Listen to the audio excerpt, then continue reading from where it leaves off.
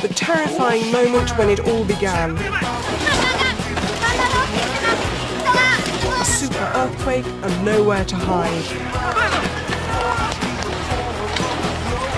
And then an even greater horror. A tsunami that sent a giant wall of water racing towards the coast, tossing cars, boats and buildings like fragile toys. It was exactly 2:46 p.m. local time when the earthquake struck. This was in the local government office in the city of Sendai, close to the epicenter. Papers, furniture, nothing was safe. This was the local air terminal where the ceiling collapsed. As far as hundreds of miles south in Tokyo, offices, homes and shops shook and rocked, leaving some people in tower blocks trapped without escape. When it really started to get quite seriously shaky, at that point I just thought, I could possibly die now. This is, I don't know if I could get down the stairs in time to reach the bottom floor.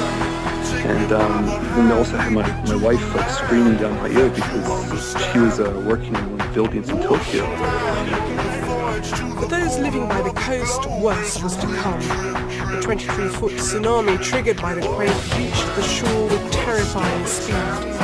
Boats broke away from moorings, splintering as though made of matchsticks. Whole buildings collapsed into the water. These images from Japanese TV show the terrible power of the water, sweeping away whole shipping containers and crushing buildings like tin cans.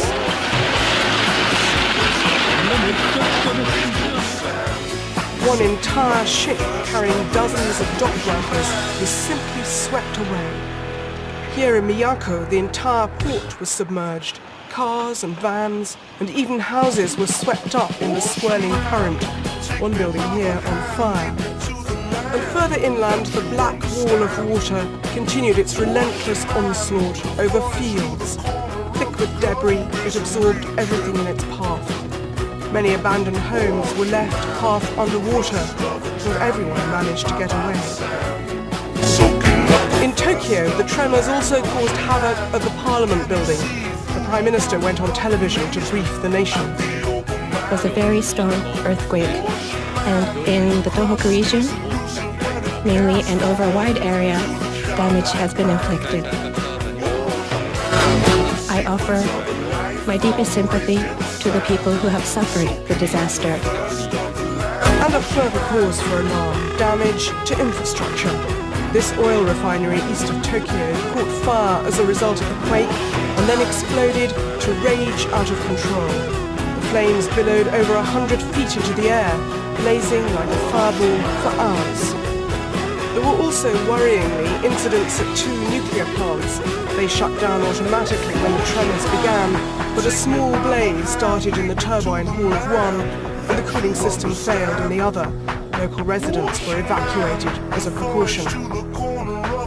Transport links in the region hit by the disaster were also affected. In some places, roads buckled and cracked wide open, leaving gaping holes.